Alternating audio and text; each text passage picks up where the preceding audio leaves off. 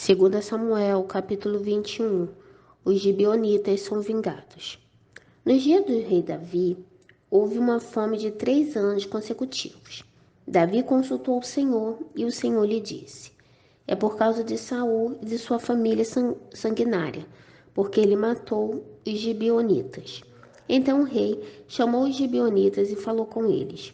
Os gibeonitas não eram dos filhos de Israel, mas do resto dos amorreus.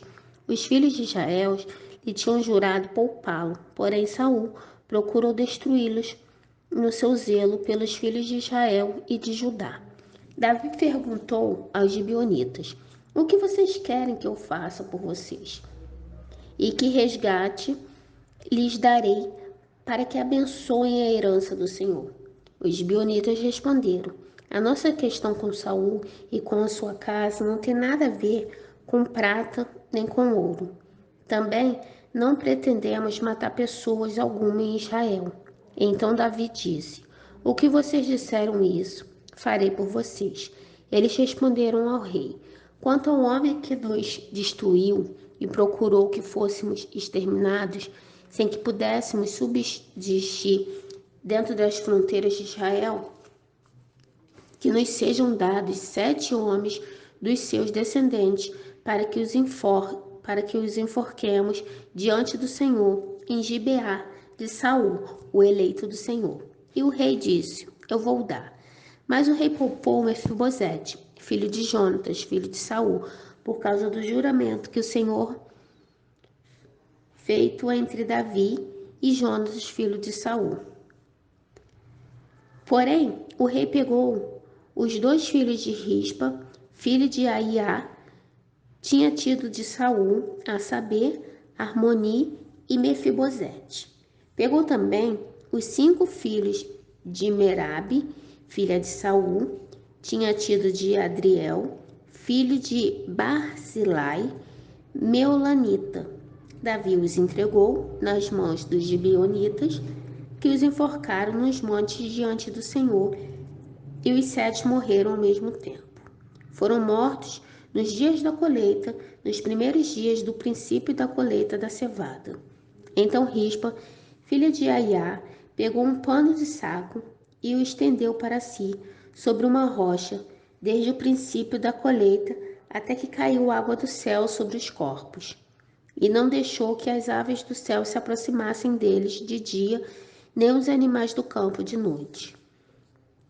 Contara a Davi o que Rispa, filha de Aiá e concubina de Saul, havia feito. Então Davi foi e tomou os ossos de Saul e os ossos de Jonatas, seu filho, dos moradores de Jabes Gileade, os quais os furtaram da praça de Betê-Seã, onde os filisteus os tinham pendurado no dia em que o mataram. Saul em Giboa. Dali transportou os ossos de Saul e os ossos de Jonatas, seu filho, e ajuntaram também os ossos dos enforcados. Sepultaram os ossos de Saul e de Jonatas, seu filho, na terra de Benjamim, em Zelá, no túmulo de Quis, seu pai. Fizeram tudo o que o rei havia ordenado. Depois disso, Deus se tornou favorável para com a terra. De novo, os filisteus fizeram guerra contra Israel. Davi foi com os seus soldados e lutaram contra os filisteus.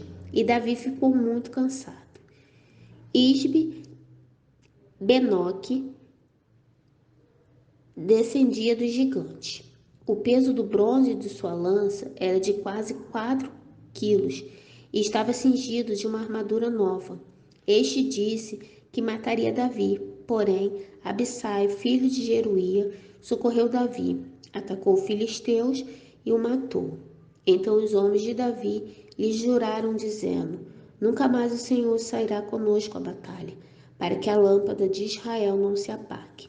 Depois disso, houve ainda em Gobe outras batalhas contra os filisteus.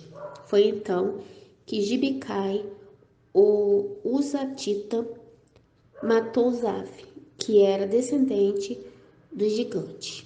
Houve ainda em Gobe outra batalha contra os filisteus, e Elanã, filho de Jaaré, Oregim, o belemita, matou Golias, o geteu, cuja lança tinha a haste como eixo de tecelão. Houve ainda outra batalha em Gate. Ali havia um homem de grande estatura que tinha 6 dedos em cada mão e em cada pé, 24 ao todo. Também este descendia do gigante. Quando ele insultou Israel, Jonatas, filho de Semeia, irmão de Davi, o matou. Este, quando era um descendente dos gigantes em Gate, e foram mortos por Davi e seus soldados.